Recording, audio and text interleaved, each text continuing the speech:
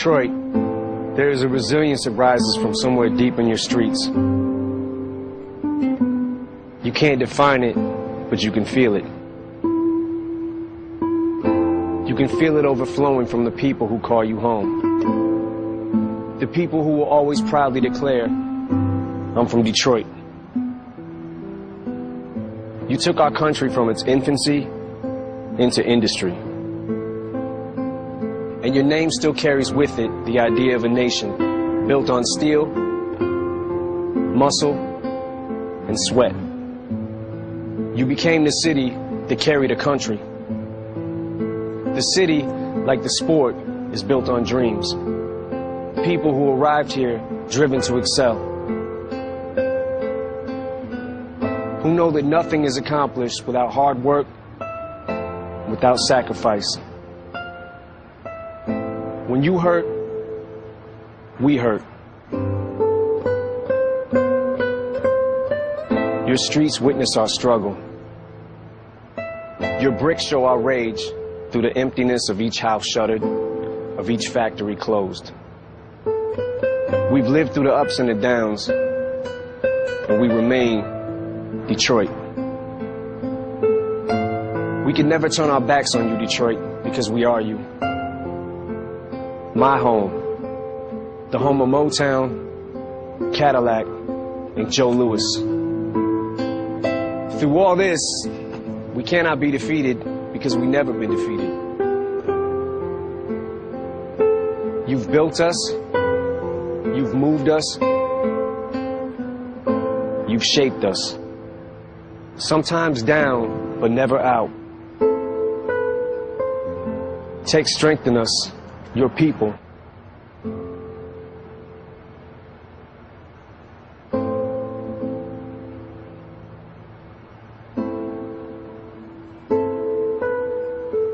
Stay up, Detroit.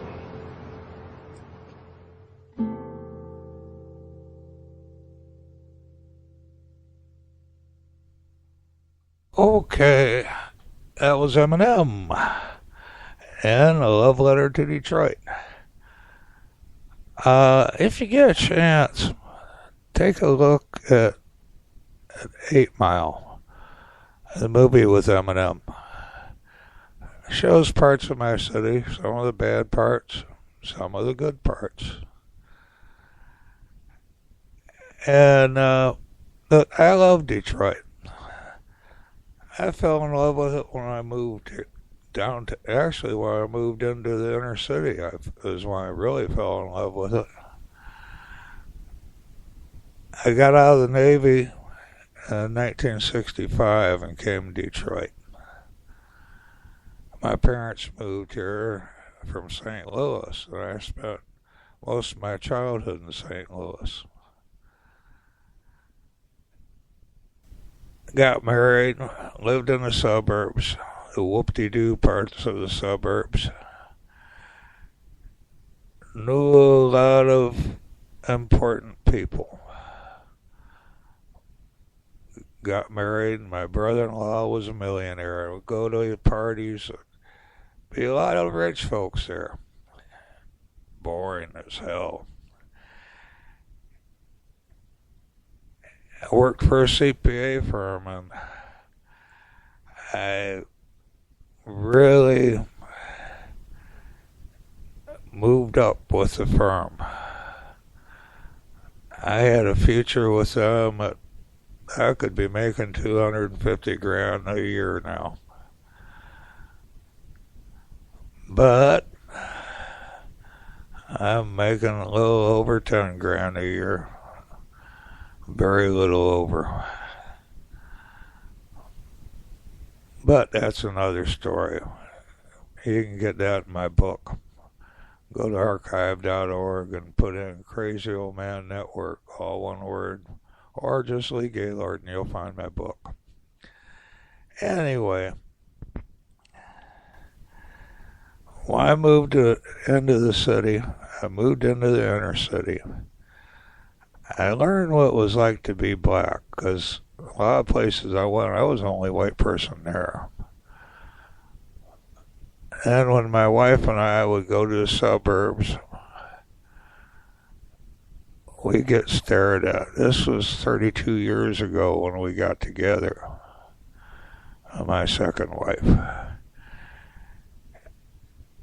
If we'd have problems getting served at restaurants, get dirty looks from people. I'll go into a restaurant in the suburbs and people would be looking at us with these mean looks on their face.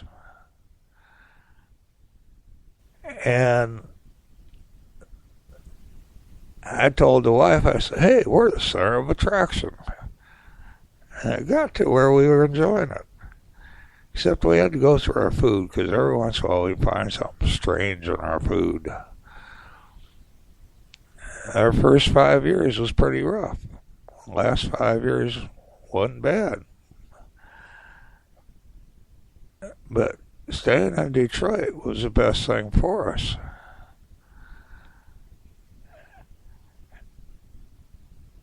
And when the riots hit in '67, it was when I got married. And I got married right after the riots ended. And anyway, what I want to do, I'm going to play a thing that our dear asshole governor said. And the thing about it is it's on Fox News. It was on Fox News. And the gal that did it, Ingraham, sort of put down our governor and said that he wasn't a very good Republican. And that surprised me. But I'm going to play that, and I'll talk a little bit more. Then I'm going to play something else on the lies of this that our city has been spilling out, our state has been spilling out. Another question I'm going to throw out today, just so you understand where we're going. This Republican governor of Michigan, I put Republican in quotes, Rick Snyder, has a plan to repopulate Detroit. And I told you this was coming about Detroit. And it includes giving fast-track work visas to tens of thousands of foreigners to come in and repopulate. Because, again, the people of this country, they're smart enough to know that they don't want to go anywhere near Detroit, right?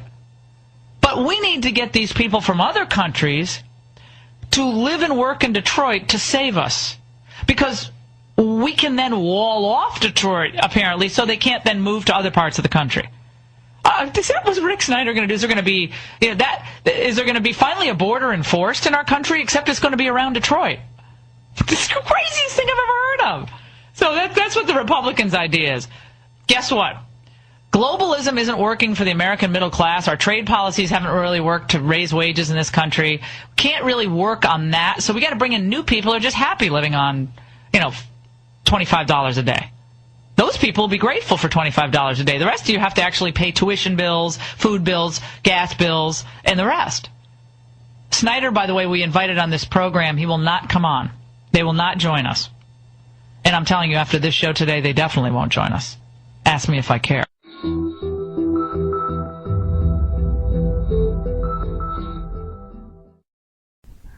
Well, what gets me about that is that she's making it sound like what Snyder said was so bad, then what she says on the after that makes her sound bad. Cutting down Detroit. Like I said, I lived in the suburbs and I lived in the city. Some of the roughest areas of the city. I lived in areas where police wouldn't go. I felt safer too. And the thing about it is that the people are good people. And I learned a lot And after I split up with a wife was when I really hit some, I was homeless for a little while, and that's when I spent most of my time in some of the worst parts of the city. I was in the drug world. I smoked cigarettes, and I quit drinking altogether. And but the city was going down. One problem was that our auto companies in 2008, it was going down before that, but let's go even before that. NAFTA. NAFTA not only killed Detroit, but it killed jobs for millions of people. And it was responsible for killing the labor unions. Our dear president saved the auto industry. And he was here in Detroit, said that saving the auto industry is going to save Detroit. Didn't do it. We got more than half our people unemployed here. Not because they're lazy, because the jobs are gone. And they can't afford to leave. Can't afford to stay. They can't afford to leave. That's one reason for the drug problem. We got the highest poverty rate of any city in the country. The highest high school dropout rate. Our crime has been getting better. Getting less dangerous in our city. And we had problems. Big problems. And people say that it's the fault of the people in the city, and it's not. It's the fault of the people out there that don't give a shit. The ones that make a whole bunch of money and they want to keep black folks down. I mean, the Republican Party, if you listen to what they say, they're mostly racist. It used to be the Democrats were mostly racist. And they persecuted the Republicans down south. But then it switched. Switched in the 60s. Well, even before that, when FDR came in. But the thing is that our city was going down before that, before NAFTA. Industry was leaving.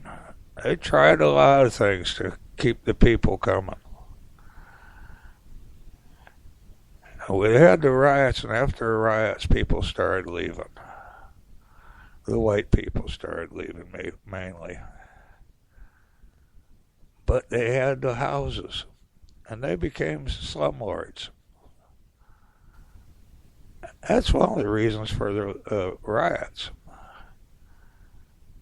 As people were tired of their living conditions, and their landlords wouldn't do a damn thing to keep the houses livable when it's the landlord's job to take care of the house itself. Keep the pipes working, keep the heat going.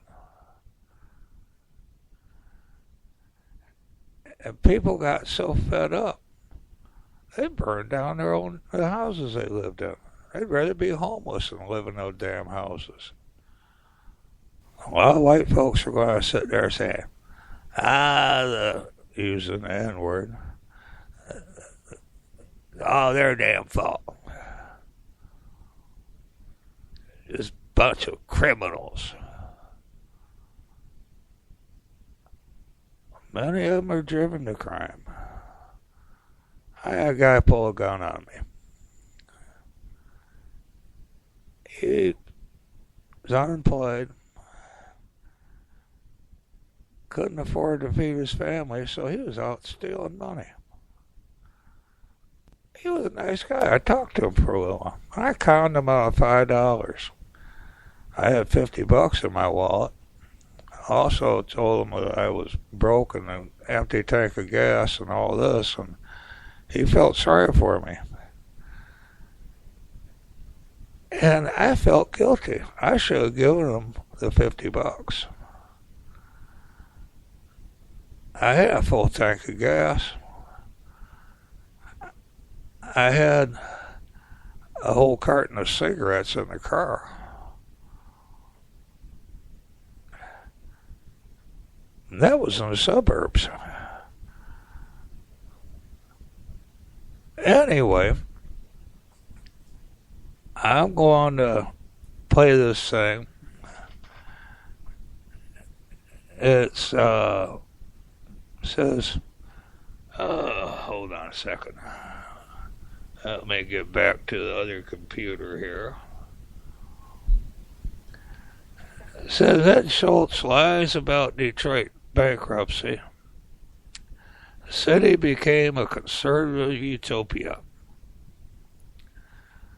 And it was on MSNBC. And I'm going to play that. And then when I come back, I'm going to talk some more. So let's listen to this. Welcome back to The Ed Show. Detroit, Michigan used to be really a symbol of industrial strength and manufacturing in this country. But thanks to a lot of Republican policies, the city is now filing for bankruptcy. Now, it's the largest public sector bankruptcy in U.S. history. And the consequences could be devastating if you care about people.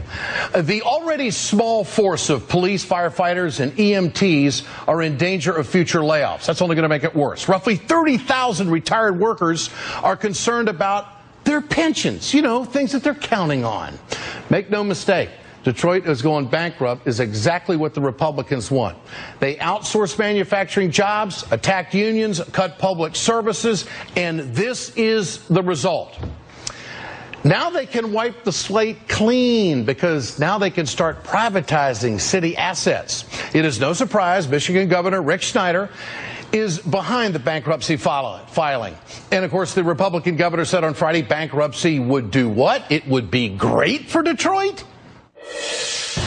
This is a last resort. It's something I would have preferred to avoid. But now that it's here, this is the way to solve the problem. This is about 60 years of decline.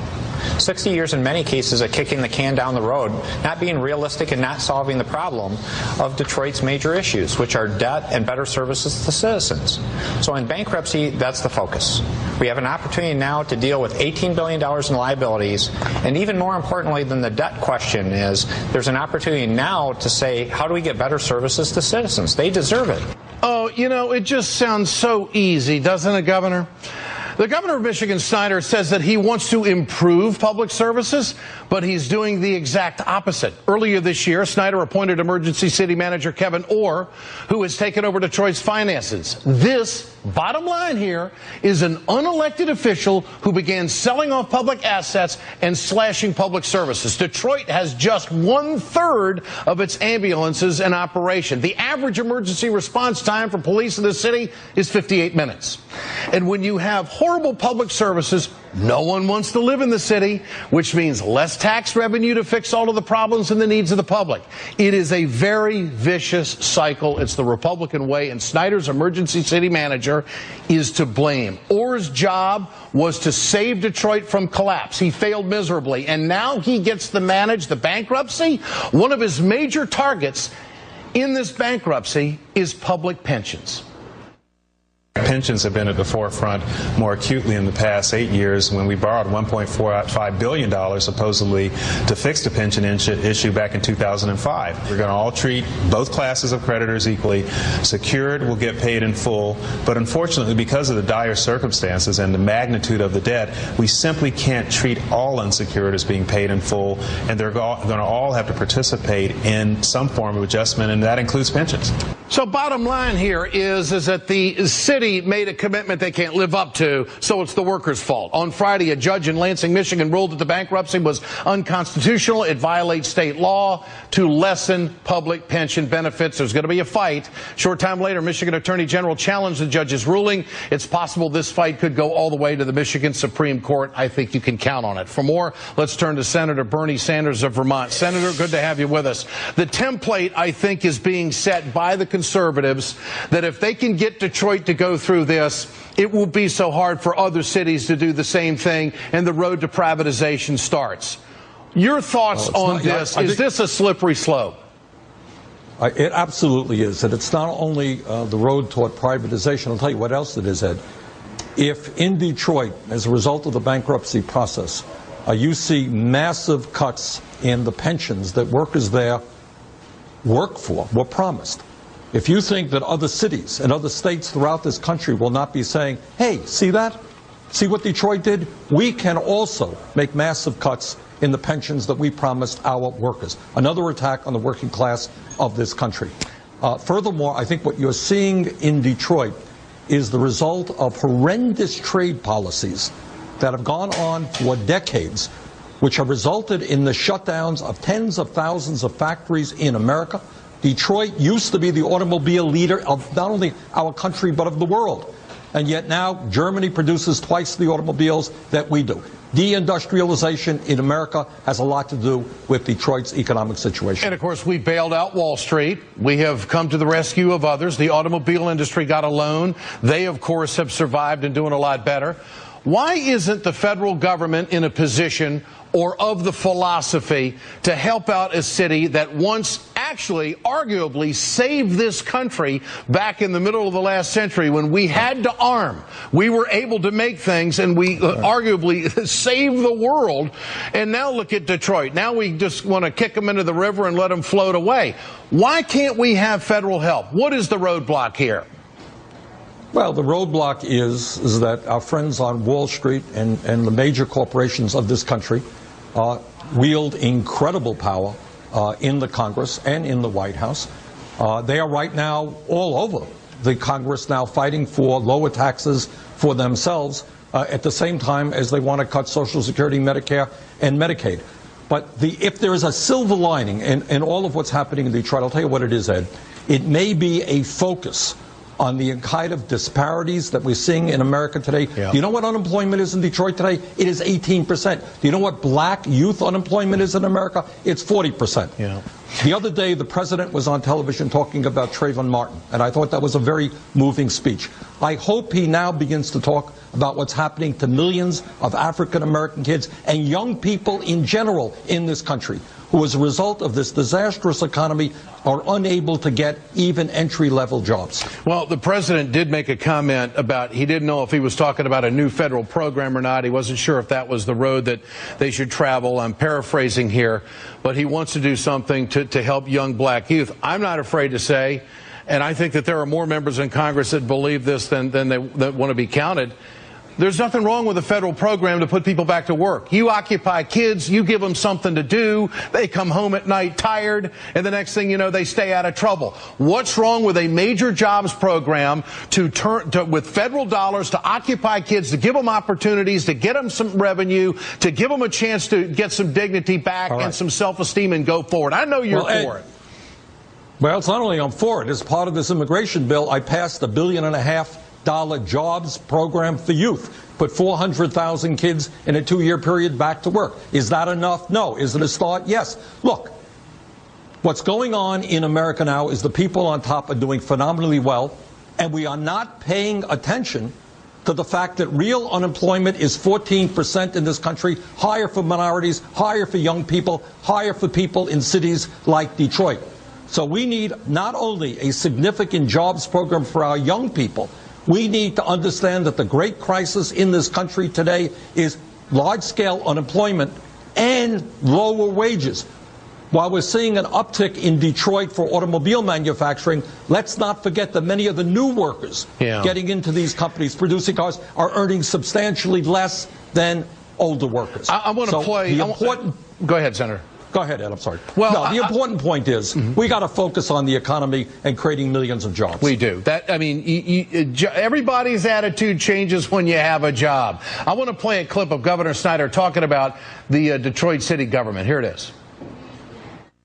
We need to resolve this issue with city government in Detroit, because that's the last obstacle, in my view, to saying now we can grow Detroit. We can get on the path of being the great city that it deserves to be again. And that's important, critically important, to making Michigan a great state again. That is so fraudulent on his part. This whole thing is about the emergency city manager's law, where you circumvent local elections and bring somebody in who's appointed to run it the way he wants it run. Senator, what's your response to this? Well, I guess I'm kind of old-fashioned and conservative. I believe in democracy, and I believe in the right, as a former mayor, I believe in the right of people to elect their local government. Yeah. And that, of course, is being taken away by the very people who are having this cast upon them. I don't think anybody would vote to take their pension away. I don't know. That's kind of where I'm at. Senator, always great to have you on the Ed Show. I appreciate it so much. Okay. Now, this clown that I call him the czar, the clown the governor picked. He has an assistant who's another clown. Oh, by the way, the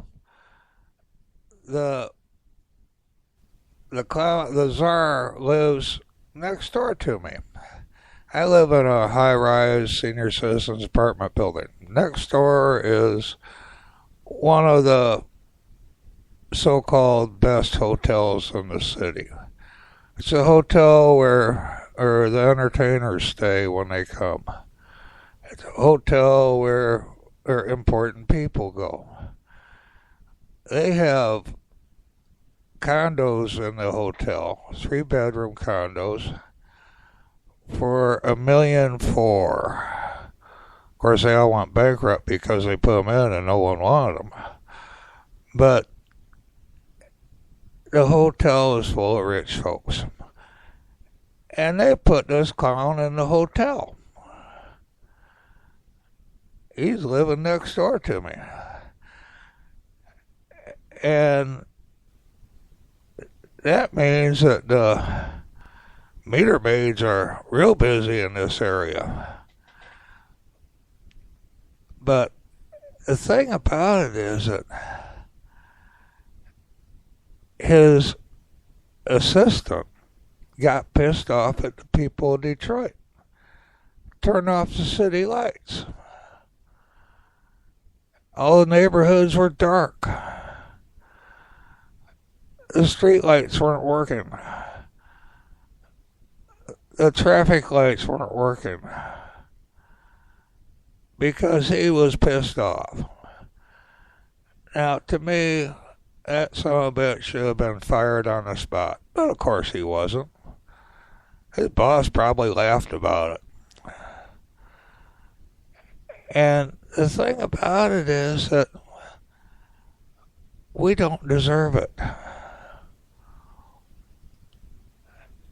I did a thing on dropouts and the problems in Detroit. Poverty and dropouts. Now, Bernie Sanders, what he said about the unemployment rate in Detroit, I'm willing to bet it's more like 50%, if not higher. And the reason is that when the president saved the auto industry, it killed Detroit. Now, it will kill Detroit anyway if he didn't save it. But the thing is that instead of putting more people to work in the city of Detroit, he put people to work in Canada and Mexico. Part of the reason for Canada is that their health system doesn't cost the corporation a penny, because they've got single-payer health care there. And that's what we need here. That's why we're real low when it comes to health care, and not only in the industrialized world, but in some of the third world areas. Education, really low. And what they don't look at is, I bet you those rich kids are getting a damn good education.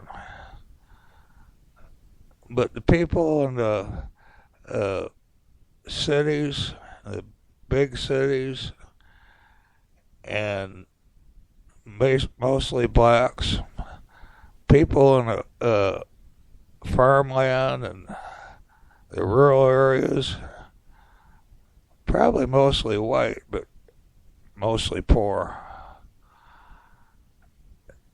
they aren't getting the education that the other kids are getting. Why? Because our government doesn't want them to get educated, because they figure if they get educated, they'll cause more problems. They'll start helping us get our country back. I mean, some of these kids, I know a lot of kids in Detroit that are high school dropouts. And those kids, some of them are smarter than any college graduate I know of. Of course, I don't put a lot of stock in college. Hell, I got through college without reading. High school, too. But in high school, my grades were worse than they were in college. Primarily because I remember stuff from high school that helped me in college, even though I almost flunked out. I mean, I was in the lower fourth of my class in high school and the upper fourth of my class in college, and my study habits were the same. Fuck it. Go to the bar. I used to go to the bar between classes. I scheduled my classes so I could get a few drinks before I go to the next class. It was night school. And I did best on the tests I took when I was drunk. And to me, that means that college ain't that great. And I went to one of the best engineering schools in the country, Lawrence Tech. That's where a lot of your auto executives in the engineering part of auto industry went. I have an uncle that went there, as a matter of fact. But the thing about it is,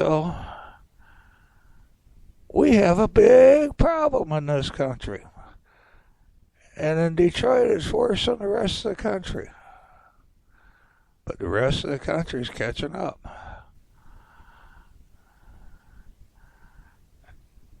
I mean,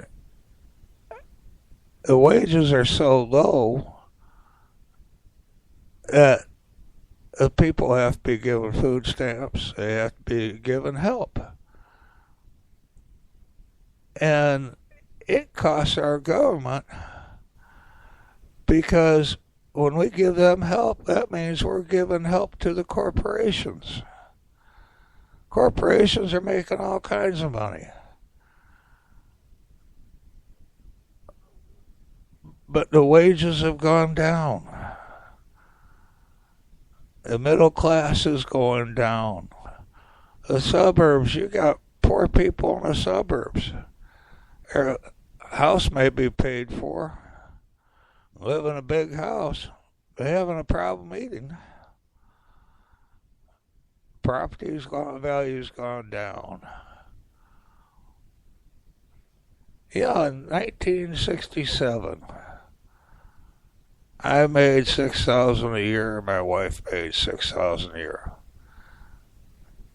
I do believe that's less than $2 an hour. But we were living good. Now, in order to live as well as we did, you'd have to be making $15 an hour.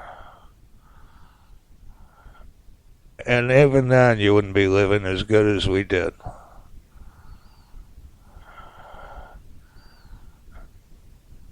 So, that was on 10% of the money. And people get mad when I use a quote-unquote race card. live in the inner city. Something every white person should do is spend a couple months living in the inner city. I spent at least about 20 years in the inner city, and about 10 years downtown Detroit. And I saw the problems, and I saw good people held down.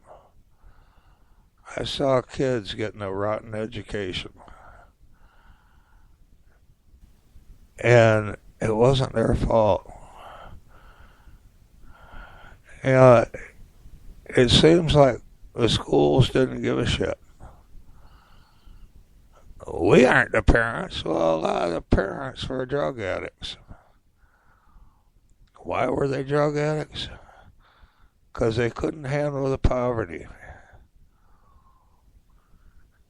They couldn't handle not being able to find a job. Why couldn't they find a job? The jobs weren't there. The ones that were there went to the white folks.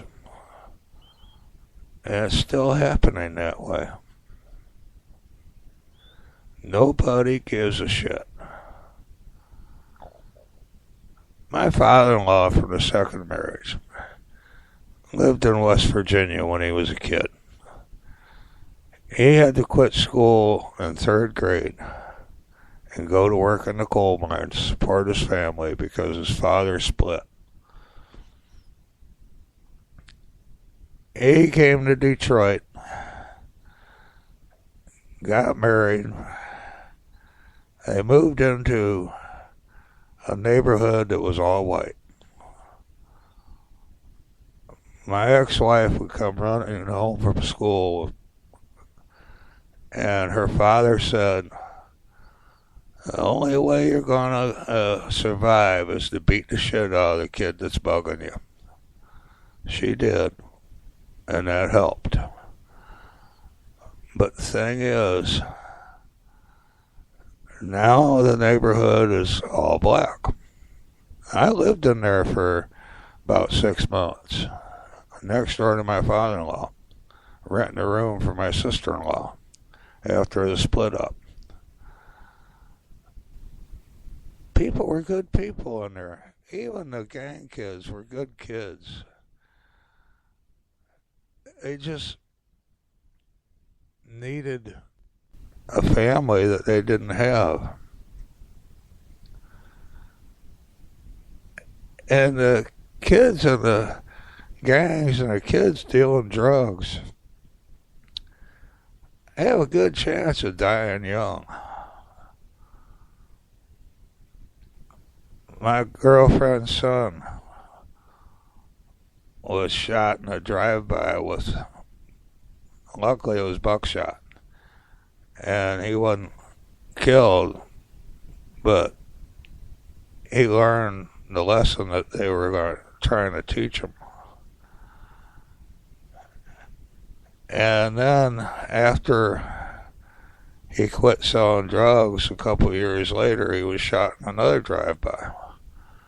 This time with a .357 Magnum. 9 times. And I bet he still feels it. They couldn't get all the bullets out.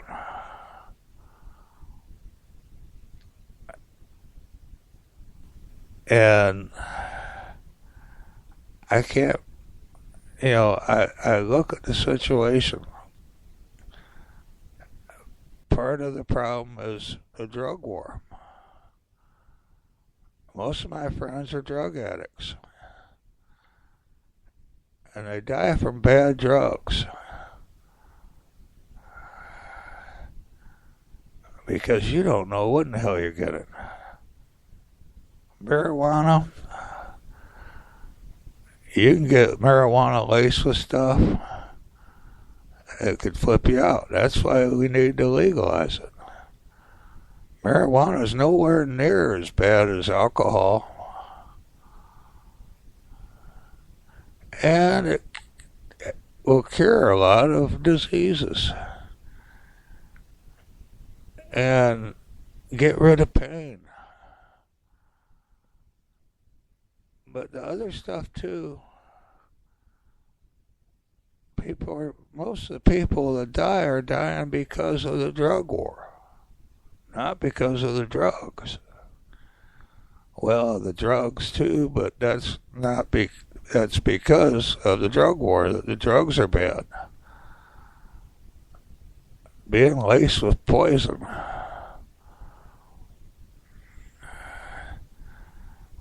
We got a big problem here in this city. And if we had a better education system, that would help.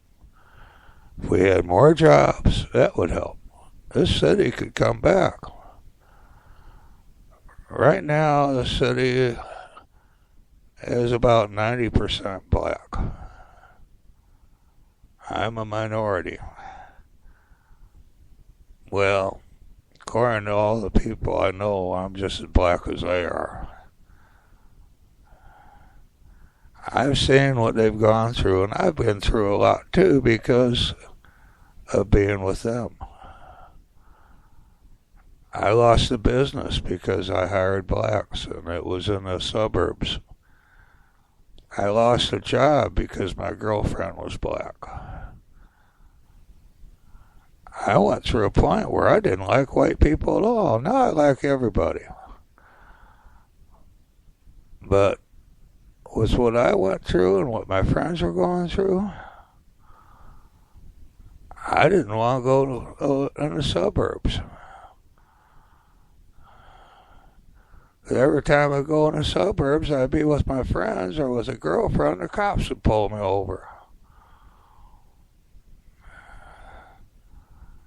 Even in the city in the beginning, had problems with cops because there were a lot of cops that were bigots. When Coleman Young came in, he brought in, did a minority hiring deal, but 6 months later they laid them all off. My wife was one of them. Anyway, we got big problems here. And part of it, the biggest part of it right now is our damn governor. They cut our revenue sharing money by 48%. Now our last mayor, well, I think we got another new one now, but Kilpatrick. Mayor Kilpatrick stole some money from the city. Stole some money from the pension fund. That's part of the problem too. But the biggest part of the problem is getting ripped off by our state. And that's why we're in bankruptcy. One of the reasons. Also, like I said in that one report, they want Detroit to be their city. I think what they want to do is get rid of the black folks. The cities that they took over are black cities. Cities with mostly black.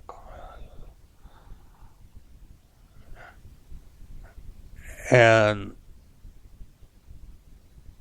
our bus system sucks now.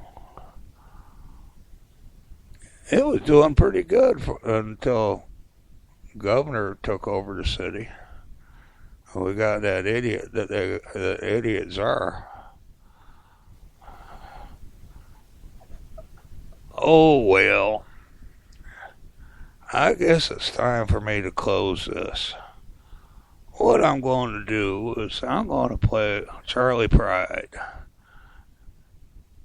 In 1966, he sang a song called Detroit City.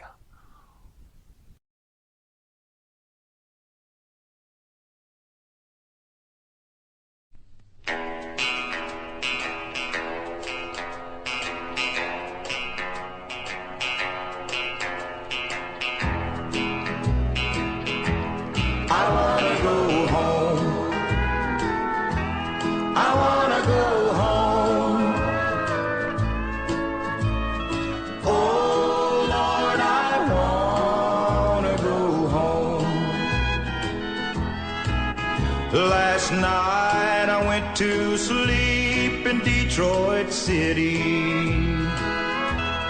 and I dreamed about those cotton fields and home. I dreamed about my mother, dear old Papa, sister, and brother. I dreamed about that girl who's been waiting for so long. I wanna go home. I wanna go home. Oh Lord, I wanna go home.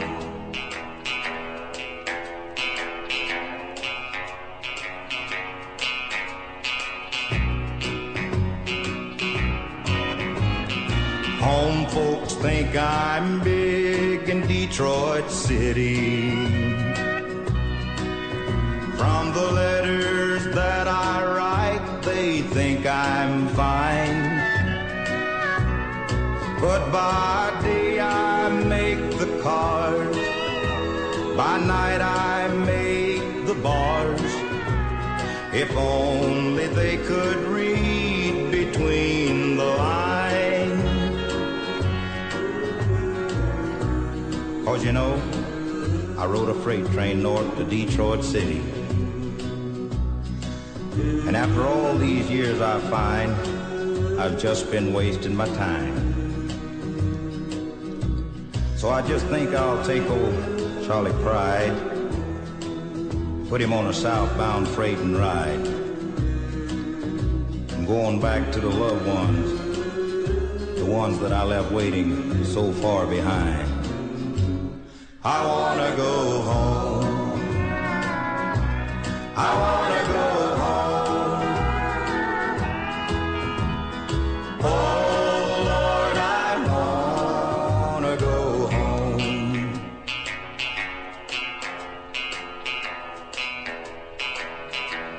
I wanna go home.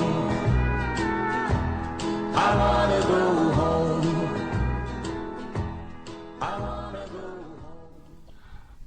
Okay, that's the way I feel when I'm out of the city. Went to Vegas while I was living in the city. Went to Atlantic City. Went on family reunions. And I enjoyed meeting the families of the wife's father and the wife's mother. Enjoyed the family reunions, but the problem was I miss this city. Whenever I'm gone from this city, I miss it.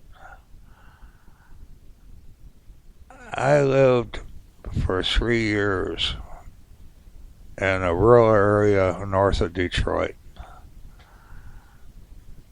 I came to the city on the weekends. I was close to Flint, Michigan, so I go to Flint, Michigan, and at night to a bar there. Didn't drink alcohol, but I went to a stripper bar. Dated a stripper. She was nice. Oh man, she was so fine. Anyway, that's getting off the subject. The whole 3 years I was there, I missed this city so bad. I was so happy to come back. And like I said though, I came back on weekends. I still had some business I was doing down here. Just more of it was up there. Anyway, I hope and pray that this city comes back. I hope and pray for the people of Detroit. Hope and pray that our government gets smart and realizes that a lot of good kids don't get the opportunity because they don't want them to. They want to keep us down. And looking at our dear governor, and listening to what he said, he don't want us to get ahead. He wants us to stay down. He wants to keep us down. That's why Detroit is Michigan's Gaza Strip. We are occupied by our state. And we want our freedom. But we don't have it anymore. Sure, our elected officials are here, but they can't do a damn thing. It's all done by our czar and our governor. And they're destroying my city, along with other cities in Michigan. And if you live in Chicago, LA, New York City, I think New York is going to get stronger now. But don't let what happened to us happen to you. Don't let your city be stolen from you, like our federal government has been stolen from us. At least keep your city. I may end up having to go to Chicago. Gotta be in a big city. But I want to stay here. These are my people here. Well, I'm going to let you go now. Want y'all to have a good day, good week, good month, and a good year. Most of all, I want you to have a beautiful life. Thank you for being you. And TGYA, thank God you're alive. And I want you all to find love in your heart for the people of our country, our cities, and our world. And help us keep our freedom and keep our country and our world.